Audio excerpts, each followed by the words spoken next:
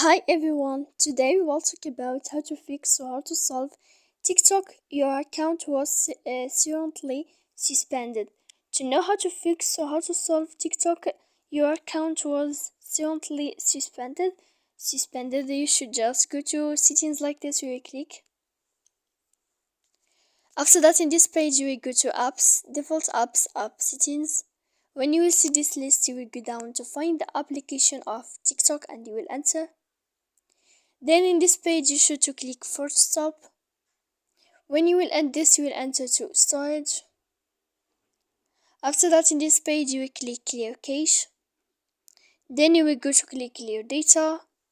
And when you will end all this stuff, as you see, you can turn off your phone. So please don't forget to support us by like and subscribe. See you next time in another video and thank you for watching.